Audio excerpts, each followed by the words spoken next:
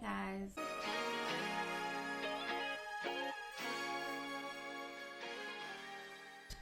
Yeah, wow. It's like I checked my YouTube this morning. I realized that it's been about a year, and that is because life has been very, very hectic. As a matter of fact, the only reason why I even have time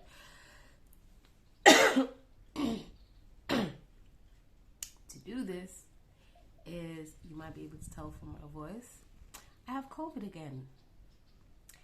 Thankfully, thanks to the COVID vaccine, it is not as bad as the first time. So I am almost a week in, and my fever is starting to break, and I was kind of losing my marbles just sitting around not doing anything. So I said, let me use that opportunity to film some YouTube content, even though I will be looking very higgy haga. However, I do not owe you people tweezed eyebrows. I do not owe you people foundation. You people do not buy me LA Pro, girl, concealer. So you take me. However you find me, you will take me.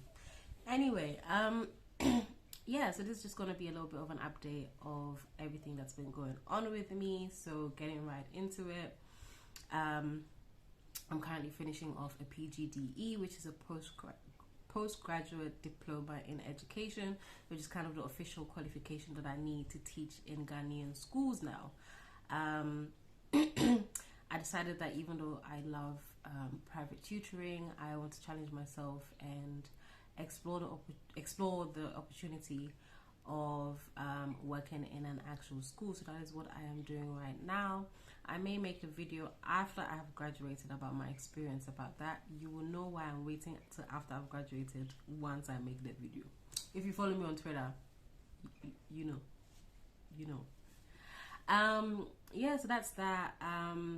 But yeah, the more interesting parts, which is I guess why you guys follow this channel, is reproductive health wise. So I think one of the most major things is that last year I started feeling very unwell towards sort of like September, October, November there. I started feeling really unwell. I was barely able to leave the house. It was just a lot. So I finally decided to go and see Dr. McCarthy at Sinel Hospital in Tema, because he had come recommended quite a while back, because a friend's sister is usually seen there. So I went there, and it was a great experience in my opinion. Before I went, I made sure that I basically did like a whole list of like my medical records. So I had 1, 2, 3, almost 4 pages full of just my medical history, and also things that I was experiencing at the time. So at the time that I went in November, from what I've written down there, the symptoms at the time was obviously still prolonged bleeding. So I think as at November, I had been bleeding since non-stop since July, and even like before that continuous bleeding, I only had a 3-week break.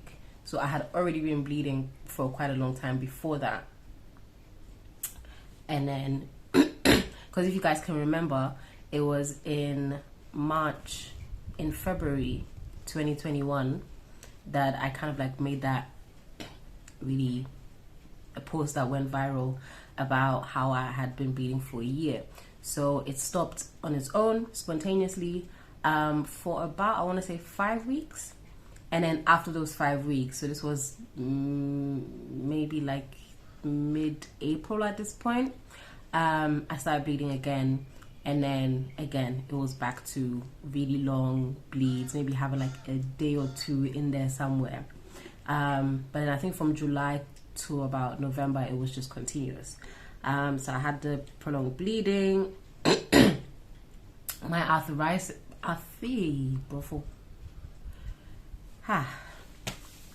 teaching baby. Anyway, so my arthritis had become like really intense.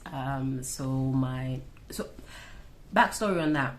So I think I've probably struggled with arthritis since I was a teenager, because I remember very well around the age of like 11, 12, my mom used to like be on my case all the time not to walk barefoot on tiles, right?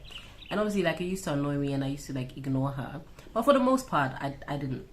But then occasionally when I did walk barefoot on tiles, or even like if the smallest cord affected my bones, like my entire, like, thinking back on it, I think it was like the lower part of my leg, but it could have just been my joints. I don't completely remember. And like she would rub it for me with like menthol ointment or like peppermint ointment, something like that, something similar to rub, right? And now thinking back on it, I think it may have been linked to my hormones, because obviously that was the time when I had first started getting my period. And you know, if the arthritis is directly related to the PCOS, then it could be that, you know, back in the day that's what it was. The pain is now in my usually in my ankles, in my pelvis, in my wrists, and most recently also like in my collarbone as well. It got so bad in my wrists of late that like I couldn't braid my own hair. Those that know me personally, you know that I do hair. I recently was very into locks, because I had locks. I cut them off at some point, so these are just braids. But yeah, I can't make locks for people anymore. I can't cornrow my own hair, even though now I'm loose natural under these braids. For the most part, I can't be doing those things. And then another thing that I was experiencing was like extreme loss of appetite, intermittent fevers, hot flashes, insomnia, and I had fainted on the Saturday before we actually went to go and see him. Ooh, talking of we, when I say we in my videos now, it means me and Opana. Okay, Opana is a nickname that I have given my partner. I am in a relationship now. We have been together for 18, 19, 20 months now. 20 months, getting to 2 years. So yeah, that's that. I'm not going to give him too much limelight because he's a man and we do not, we do not give a platform to men on this, our distance. So yeah, we went, we had a discussion about my symptoms and things, and we spoke about the fact that in my last DNC operation that I had in England before I moved to Ghana, I just haphazardly mentioned that when they went in, they thought that there would be another fibroid because there was a fibroid in the first operation they did. They thought there would be another fibroid, but they didn't find anything. And so after the surgery, they just told me that there was no fibroid, but they found some polyps and removed those. The way that was communicated with me at the time, it sounded as though it was just kind of like they just said it in passing. Yeah, there was no fibroid, but yeah, there was some polyps, but we took them out. So it just sounded like, okay, yeah, we just happened to take them out because they were there and we just did it. They're not really like significant like that, like nothing to worry about type of thing. So like this is how you know I live in Ghana, the birds. So all of these years, I've literally not given those polyps any thought whatsoever. Turns out that according to Dr. McCarthy, he's saying that it might be possible that it's the polyps causing the excessive bleeding. But then again, similarly to fibroids, there isn't really any way to prevent them from coming back, especially if I've had, if I've made certain lifestyle choices in terms of, my diet and that kind of stuff. So when I suggested to him that my main agenda for coming to see him actually is to pursue a hysterectomy, he seemed very supportive, because according to him, if I was trying to conceive, then what he would have suggested is that to continue having regular DNCs to take out the polyps once they start becoming a problem, and then in between I would try and conceive. But that's not something that I'm interested in. the polyps in combination with my PCOS, it would make trying to conceive such a hassle that I am not interested. Neither is my partner, thankfully. So there we are on that. So he wrote me some references. I was to see a neurologist, a psychologist, and a rheumatologist. So I saw the neurologist because I spoke to Dr. McCarthy about the fact that I had migraines growing up when I was a teenager, and also the fact that I had really bad reactions to the combined pill and hormone treatment in general.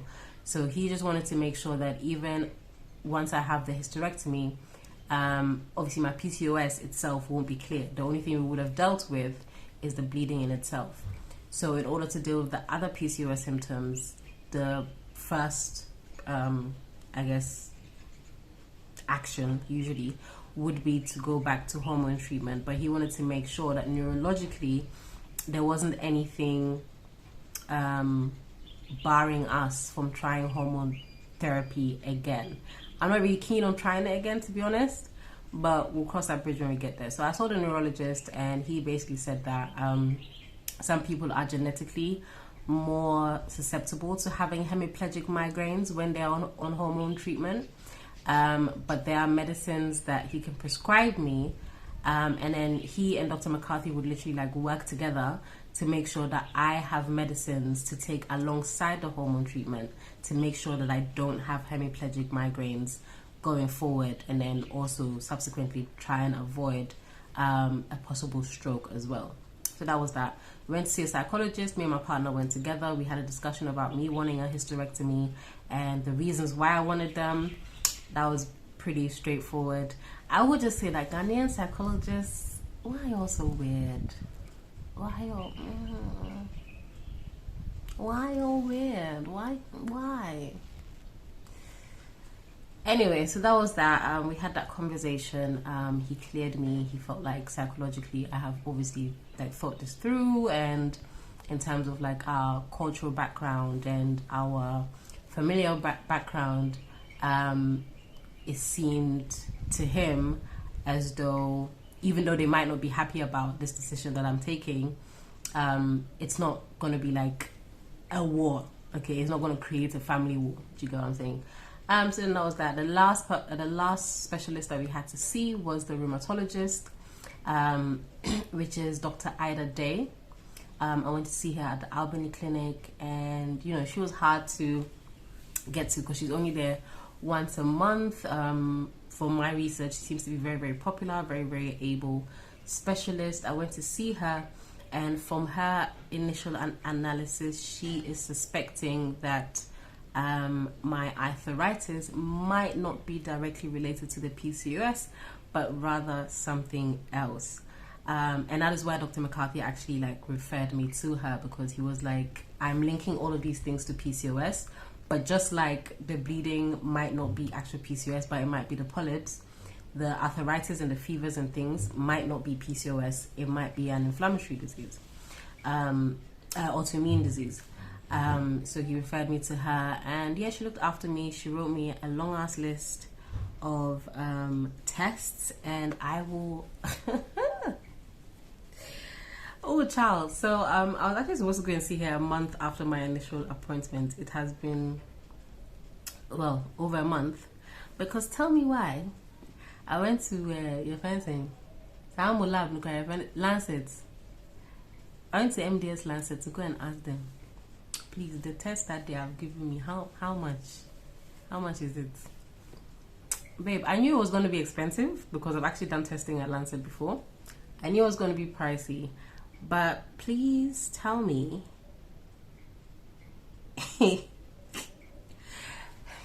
guys,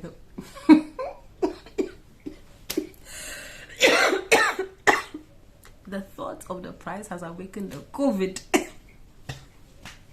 Guys, okay, I'm just gonna blurt it out because I'm never gonna say it. Please tell me why the tests collectively, this is without the x-rays, without the scans, 3K. Can I see 30 million cities? 30 million for tests too. for tests. Me, I haven't even.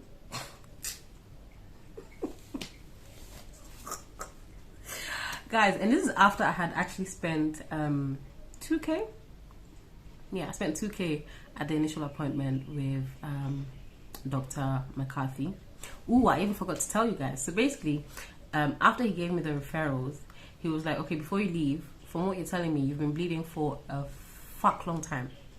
So I'm gonna have you do like a complete blood test, all that kind of stuff. I'm like, is it necessary? Is it necessary? He was like, it is necessary. So I was like, okay, cool, yeah, but I'm trying to leave this place by 3 p.m. I don't want, you are in Tema, I have to go back to Hajj. Let me, quick. These people did my thing. I was anxiously waiting to just them give me the results so that I can get up and leave. Tell me why. The receptionist came back and was like, oh, the doctor wants to see you again. I'm like, okay, what was the result? The doctor wants to see. I'm like, so what is the result? So then I clocked. I was like, what's the result of the blood test? She was like, I'm like, is it bad? And she was like, yeah. I'm like, how bad? She was like, really bad. I'm like, oh. But even then, I was like, I've been walking around. Yeah, I feel like shit. I passed out 2 days ago. But it can't be that bad. I'm still like, I'm up. And so I go into this office and I'm like, okay, can you just tell me what is my hemoglobin, or how much is there? This man looked me in the eyes and said 6.7. Now when I say 6.7, I always do it like in such a dramatic way, forgetting that most people don't know what that means. Let me just tell you that the optimal, okay, hemoglobin HB level in your blood is 13 for a woman. No, 12, 13. Okay, for a woman. 12, 13 for a woman. Me personally, I have never ever done a blood test and been more than 11, which is because of my chronic illness, of course. I'm always bleeding. I have never been more than 11. And even that was like when I was having a great time, like I was at my healthiest, right? But put it into perspective. Normal is 12 to 13. I was at 6.7. That's almost half. At 4, you start going into organ failure. Your girl was running around the place, all over the place. I was selling aphrodisiacs up and down, restocking, doing a social media plan, going to do my tutoring, doing all manner of things, thinking that it is okay. I am in top shape. Meanwhile, at the time I literally couldn't take a shower without heaving. But like in my mind, in my own wisdom, I thought I was actually okay.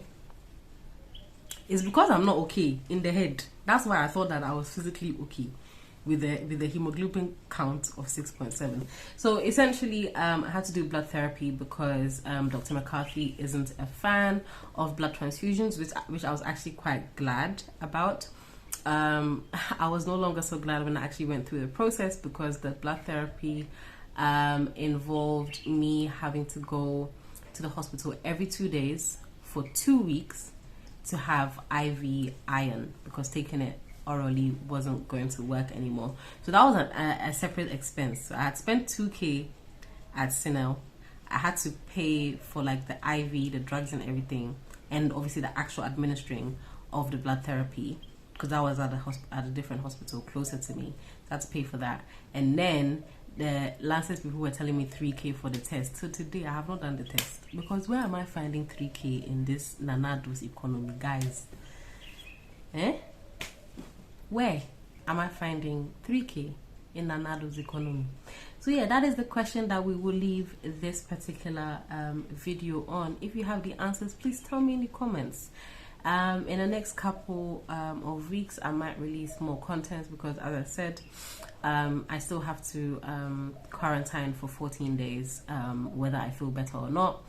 So whenever I am up for it, I will try and create some content for you guys. I do have some new information and some new products I want to talk to you about, primarily like things like Ovacitol, because I've started trying that as well.